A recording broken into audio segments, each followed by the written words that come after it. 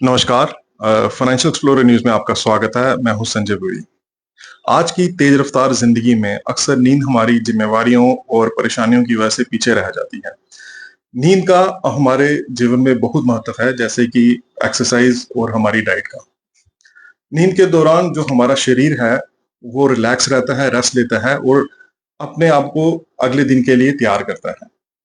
आज के समय में हम में से बहुत से ऐसे लोग हैं जिनको नींद की ना आने की समस्या है। वो रात को सही ढंग से सो नहीं पाते और प्रॉपर उनको नींद नहीं आती, और इसके कारण जो है उनको काफी स्वास्थ्य में, शारीरिक और मानसिक स्वास्थ्य में उनको प्रभावित होता है। आखिर ये नींद की समस्या है क्या, इसके क्या कारण हैं और इसका क्या समाधान है, इसी विषय पे बात करने के लिए आज हमारे साथ हैं डॉक्टर अभिषेक चौहान, जो कि कंसल्टेंट साइकेट्रिस्ट हैं गवर्नमेंट मेडिकल कॉलेज जम्मू में। डॉक्टर साहब, फाइनेंशियल एक्सप्लोरर न्यूज़ में आपका स्वागत है। नमस्कार सर। डॉक्टर साहब, सबसे पहले आप हमें ये बताएं कि नींद का हमारी लाइफ में कितना महत्व है? देखो, नींद जो है ना, ये इसको हमारे ब्रेन और बॉडी का एक रिस्टोरेटिव फंक्शन माना जाता है। रिस्टोर करता है हमारा जो ब्रेन है, हमारी बॉडी है। ब्रेन की बात कहें तो मेमोरी में इसका फंक्शन है। जो हम चीज़ें, जैसे स्टूडेंट हैं, वो चीज़ें जो याद करते हैं, कंसोलिडेट होके मेमोरी, जो लॉन्ग टर्म मेमोरी बनती है, वो नींद में बनती है। इसके अलावा दिन भर का स्ट्रेस जो है, वो भी नींद के कारण, अगर प्रॉपर नींद आए तो आपका स्ट्रेस काफ़ी हद तक कम हो सकता है। बॉडी की बात करें तो बॉडी के लिए भी नींद के बहुत ज़्यादा, इनफैक्ट शायद ब्रेन से भी ज़्यादा इंपॉर्टेंट, इनफैक्ट स्लीप को हम सिर्फ ब्रेन का फंक्शन समझते हैं, बॉडी के लिए इसके उससे भी ज़्यादा इंपॉर्टेंस है। हमारे इम्यून सिस्टम को परफेक्ट करती है स्लीप। हमारे हार्मोनल रेगुलेशन में मदद करती है नींद। हमारी कार्डियोवास्कुलर हेल्थ के लिए, हमारे जो शारीरिक थकावट है उसको रिस्टोर करने के लिए through muscle relaxation and all. तो ये सब फंक्शन जो है, ये नींद में होते हैं, और नींद इसीलिए जरूरी है। डॉक्टर साहब, अक्सर हमने देखा है कि बहुत सारे ऐसे लोग हैं जिनको रात को नींद नहीं आती। अगर नींद आती है तो प्रॉपर नींद नहीं आती। तो अगर ये प्रॉब्लम परसिस्टेंट रहे, लगातार रहे, तो उससे हमारे जो मानसिक और शारीरिक स्वास्थ्य पे उस पर क्या असर पड़ता है? यही, जिस तरह इसकी जो हमने पहले डिस्कस किया, क्यों ज़रूरी है, तो यही प्रभाव भी पड़ सकते हैं अगर प्रॉपर स्लीप कोई इंसान नहीं ले। अगर अपने हमारे ब्रेन की बात करें, तो नींद नहीं लेने से हमें स्ट्रेस या एंग्जायटी या डिप्रेशन की शिकायत हो सकती है, अगर प्रॉपर्ली नींद नहीं ली जाए। इसके अलावा जो ब्रेन के हार्मोन्स हैं, वो प्रॉपर नहीं डेवलप होंगे, तो ब्रेन के ही हार्मोन्स अल्टीमेटली बॉडी को इफ़ेक्ट करते हैं। हार्मोन रेगुलेशन प्रॉपर्ली नहीं होती। बॉडी की बात करें, कार्डियोवास्कुलर हार्ट रिलेटेड डिजीज हो सकते हैं अगर कोई नींद की प्रॉब्लम बड़ी क्रॉनिक किसी को रहे, लंबे समय के लिए रहे। हार्मोनल डिसरेगुलेशन के कारण डायबिटीज, मोटापा, ओबेसिटी जैसी प्रॉब्लम हो सकती है। इम्यून सिस्टम की कमजोरी हो सकती है। सो ये सब प्रॉब्लम्स हो सकती हैं उस इंसान में जो कि जिसकी नींद काफी लंबे समय के लिए डिस्टर्ब रहे। डॉक्टर साहब, कौन से ऐसे कारण हैं जो हमारी नींद को प्रभावित करते हैं? देखिए, आई थिंक सबसे इंपॉर्टेंट यहाँ पर आता है साइकोलॉजिकल कारण, कि अगर कोई तनाव में है, जैसे डिप्रेशन या एंग्जायटी, या most of the psychological illness जो है, उसमें नींद की डिस्टरबेंस कहीं ना कहीं किसी ना किसी समय पर होती है। कहीं नींद पड़ने में दिक्कत है, कहीं नींद बीच में टूटती है, और कहीं नींद सुबह जल्दी खुल जाती है। हाँ, मगर इसके अलावा फिजिकल हेल्थ भी अगर किसी की ठीक नहीं हो, जैसे किसी को पेन हो, या किसी को कुछ हार्मोनल इम्बैलेंसेस है, जैसे थायराइड की प्रॉब्लम या शुगर की प्रॉब्लम, यहाँ पर भी ब्रेन के केमिकल प्रभावित होते हैं और नींद यहाँ पर डिस्टर्ब हो सकती है। इसके अलावा एनवायरनमेंट का बड़ा इंपॉर्टेंट रोल है। अगर किसी का स्लीपिंग एनवायरनमेंट ठीक नहीं है, शोर शराबे वाले, भीड़ भड़ाके वाले कमरे में सो रहा है वो, तो वहां पर भी जो है नींद डिस्टर्ब हो सकती है उस इंसान की। और हाँ, आजकल सबसे इम्पोर्टेंट कि आजकल यंगस्टर्स में जो नींद खराब हो रही है, वो उनकी खराब हो रही है बैड स्लीपिंग हैबिट्स के कारण। देर रात तक जागना, पढ़ना, टीवी देखना, सुबह लेट तक उठना। हमारी बॉडी का जो क्लॉक है ना, बॉडी क्लॉक, जिसको डायरोनल क्लॉक कहते हैं या हम स्लीप क्लॉक कहते हैं, वो डिस्टर्ब हो जाती है, और इसके कारण स्लीप प्रॉब्लम्स। डॉक्टर साहब, अक्सर हमने देखा है कि ये जो नींद ना आने की जो प्रॉब्लम है वो ओल्ड एज जो लोग हैं उनमें ज्यादा पाई गई है। तो क्या एज फैक्टर भी पे भी डिपेंड करती है हमारी नींद? एज फैक्टर पे तब डिपेंड करती है जब, जैसे कि मैं बात करूं कि स्लीप, कुछ ऐसी बीमारी जो कि ब्रेन के जो नेचुरल स्लीप प्रोड्यूसिंग केमिकल हैं, वो उनको डिस्टर्ब करे। जैसे कि मैंने डायबिटीज की बात की, थायराइड की बात की, या ओल्ड एज में कुछ और फिजिकल इलनेसेस होना शुरू हो जाती हैं, जिसके कारण, जैसे पेन रहना, क्रॉनिक बैक एक रहना, उसके कारण भी पेन, कुछ प्रॉब्लम्स होती हैं जिसमें कि, जिसको हम रेस्टलेस लेग सिंड्रोम या लोकल लैंग्वेज में अचमी की बीमारी, टांगों में दर्द रहना कहते हैं। तो इन कारणों से ओल्ड एज में स्लीप डिस्टर्बेंस होती है, और एक नेचुरल फिनोमेना भी है कि जैसे जैसे एज एडवांस होती है हमारे ब्रेन के नेचुरल जो स्लीप प्रोड्यूसिंग केमिकल्स होते हैं वो भी कम होने शुरू हो जाते हैं। तो इसीलिए कहा जाता है कि ओल्ड एज में जो स्लीप है वो थोड़ा उसका टाइम ड्यूरेशन कम हो जाता है। तो डॉक्टर साहब कितने घंटे की नींद जो है वो एक इंसान के लिए आवश्यक है हमारा? देखिए ये डिपेंड करता है आपकी एज पे। ये जो एक नवजात शिशु होता है उसके लिए मेरे ख्याल से ये टाइम 16 से 20 घंटे तक का भी हो सकता है। जैसे एडोलेसेंट्स की एज आती है आफ्टर योर प्यूबर्टी, तो एक normal adult type clock setup होना शुरू हो जाती है जिसमें आपको 7 से 9 घंटे की अगर नींद मिले तो वो अनिवार्य भी है और वो एडिक्वेट भी है, वो जरूरी भी है, और वो उसको नींद में उसके बाद रिफ्रेशिंग स्लीप अगर आ जाए तो बॉडी रिचार्ज हो भी जाएगी। इसके बाद क्या होता है, जैसे जैसे एज एडवांस होना शुरू हो जाती है तो नींद कम होना शुरू हो जाती है। जब हम ओल्ड एज की बात करते हैं तो शायद वो अगर एक एक बिल्कुल मानसिक और शारीरिक रूप से स्वस्थ इंसान भी हो तो शायद 5 से 7 घंटे की नींद ही वो कर पाएगा, उसके बाद उसको उसका नींद जो है वो टूटना शुरू हो जाएगी। डॉक्टर साहब अक्सर हमने ऐसा देखा है कि किसी को नींद नहीं आती प्रॉपर तो वो केमिस्ट के पास जाता है और उससे कोई नींद आने की दवाई लेके वो ले लेता है। तो क्या कितना सही है ये? क्या हमें विदाउट कंसल्टेंट की एडवाइस से नींद की कोई टेबलेट लेनी चाहिए?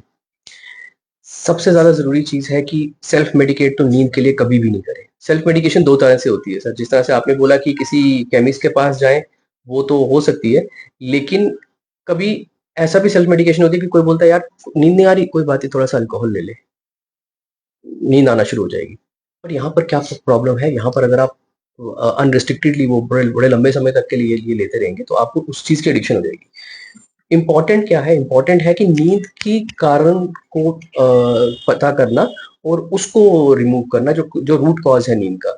अब फॉर एग्जांपल किसी को एनवायरनमेंट कॉज से वो कहता है जी मैं ऐसी जगह पे सोता हूँ जहाँ पे मेरे एक कमरे में एक 10 बाय 10 के कमरे में 5 लोग सोते हैं और कोई रात को बात कर रहा है, फोन चला रहा है और शोर शराबा है, मैं सो नहीं पाता, तो वहां पर हम कहते हैं कि नींद की गोली लेने से बेटर है कि आप अपना एनवायरनमेंट चेंज करो।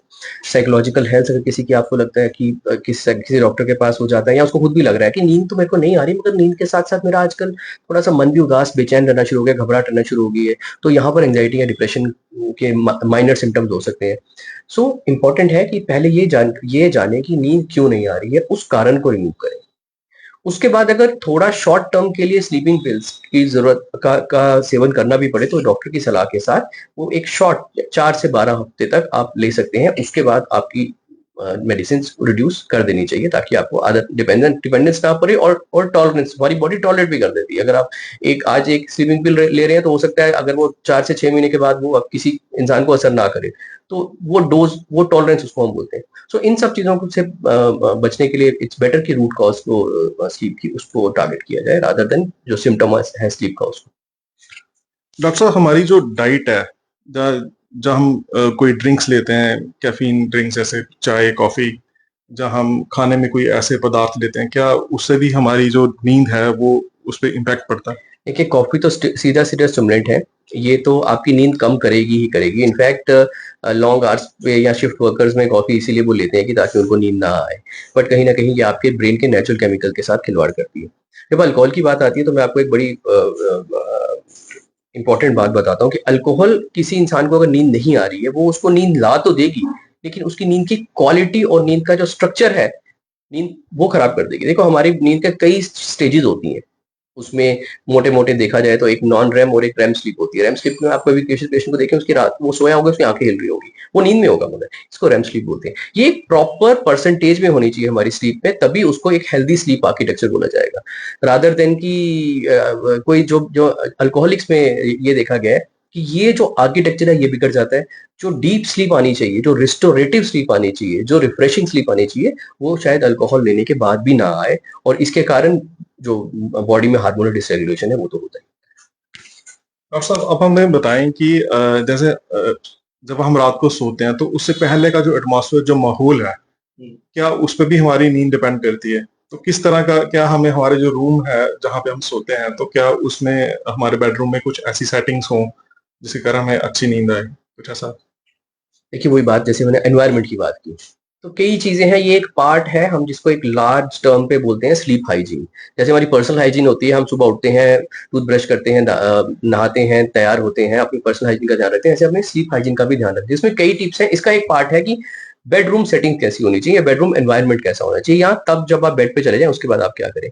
सबसे इंपॉर्टेंट चीज है कि आपका जो बेडरूम है वो काम और शांत जगह पे होना चाहिए, नंबर एक। नंबर दो, अगर आपको नींद की दिक्कत है तो आप बेडरूम में या बेड पे तभी जाएं जब आपको सोना हो, क्योंकि हमारी बॉडी और स्लीप के बीच में क्यूज होते हैं, हमारे ब्रेन और स्लीप के बीच में क्यूज होते हैं। जैसे हम बेडरूम में जाएंगे तो हमारे ब्रेन को एक क्यू मिलेगा, वो जरूरी नहीं है कि आपको समझ आ रहा हो, वो हमारा ब्रेन अनकॉन्शियसली रहे, क्यू मिलेगा कि मैं इस जगह पर पहुंचा हूं तो अब मुझे यहाँ पे सोना है।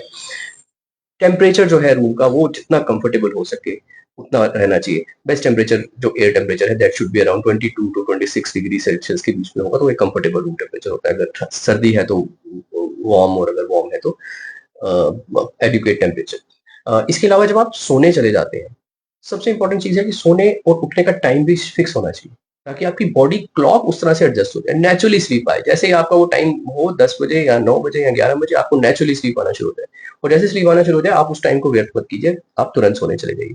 हाँ, बेड बिस्तर पे पड़ने के बाद अगर आपको नींद नहीं आ रही तो कुछ लोग क्या करते हैं, वो सोने की और कोशिश करते हैं, या वो क्लॉक वॉचिंग जिसको हम कहते हैं, वो 11 बज गए नींद नहीं आ रही, उठ के देखूं पौने 12 बज गए नींद नहीं आ रही, वो नहीं करना है। क्लॉक वॉचिंग नहीं करनी है आपको।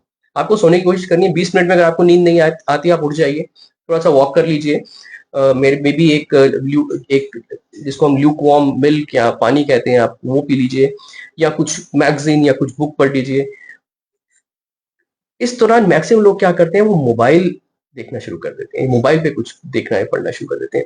Should be avoided. एक तो जो ये अल्ट्रा वायलेट फ्रीक्वेंसी की जो ब्लू लाइट्स हैं, ये सब जो होती हैं हमारी स्क्रीन में, ये हमारे ब्रेन को वैसे एक्टिव करती हैं। दूसरा क्या है कि हमारा ब्रेन अगर किसी रील में या किसी में व्यस्त हो जाएगा तो वो ओवर एक्टिव होना शुरू हो जाएगा, तो वो अवॉइड कीजिए। इससे बेटर है कि आप कुछ पढ़ना शुरू कर दें या कुछ सूदिंग म्यूजिक सुनना शुरू कर दें। स्लीप हाइजीन में ही एक बड़ी इंपॉर्टेंट टिप ये भी है कि आजकल, मतलब मैं आपके माध्यम से थोड़ा आगे जा रहा हूँ, मगर मैं बताना चाहता हूँ कि एक्सरसाइज बड़ा इंपॉर्टेंट पार्ट है अगर आपको नींद नहीं आ रही है, लेकिन एक्सरसाइज कम करना या उससे भी ज्यादा जरूरी है। आजकल क्या हो रहा है जी, 24/7 जिम शुरू हो रही है, उनका कोई रोल नहीं है। एक्सरसाइज जो करनी है वो सुबह 4 बजे से लेकर अपने सोने के 3 घंटे पहले खत्म कर देनी है आपको, और सोने का टाइम 9 से 11 के बीच में होना चाहिए, तो आपको उस हिसाब से वो खत्म कर देनी है। अगर आप ये पैटर्न फॉलो नहीं करें तो आपको स्लीप की प्रॉब्लम्स हो सकती हैं, या उन लोगों में जिनको नींद नहीं आती है उनको एक्सरसाइज बोलते हैं, तो वो इस समय से पहले होनी चाहिए। तो डॉक्टर साहब, अब लास्ट में जाते-जाते आप हमारे जो दर्शक हैं जिनको नींद की समस्या है, आप उनको क्या टिप्स और क्या मैसेज देना चाहेंगे? देखिए, टिप्स तो मैंने शायद इससे पहले ज्यादा डिस्कस कर दी। टिप्स यही है कि अपने सोने उठने का टाइम सही रखें, अपना वेल बैलेंस्ड फूड खाएं, breakfast should be heavy, lunch should be lighter and dinner should be lightest. ये प्रिंसिपल फॉलो करें, एक्सरसाइज करें। दूसरी चीज ये है कि अपना घर की सेटिंग जैसे हमने डिस्क्राइब किया उसको प्रॉपर रखें। नींद नहीं आ रही है उसके लिए जो टिप्स मैंने दिए वो फॉलो करें, और स्लीप को एक हेल्दी हैबिट की तरह बनाएं, रादर देन कि एक मजबूरी की तरह रखें उसको, या एक दिन जिंदगी का ऐसा पार्ट जो कि हमें लगता है कि यार नींद में क्या करना है, नींद को तो बस टाइम वेस्ट ही है, उसको तरह नहीं, नींद बहुत इंपॉर्टेंट पार्ट है हमारी लाइफ का, उसको अहमियत दें। धन्यवाद डॉक्टर साहब। तो ये थे डॉक्टर अभिषेक चौहान, जिनसे हमने नींद की समस्याएं, उनके कारण और उनके समाधान के बारे में जानकारी ली। हम ये आशा करते हैं कि जो हमारे दर्शक हैं, उनको हमारे इस कार्यक्रम से जो जानकारी मिलेगी, उससे उसको उस जानकारी को लेके वो अपनी प्रॉपर नींद लेंगे और अपनी मानसिक और शारीरिक जो स्वस्थ है, उसका ध्यान रखेंगे। देश और दुनिया की खबरों के लिए यूं ही बने रहें फाइनेंशियल एक्सप्लोरर न्यूज़ के साथ। नमस्कार।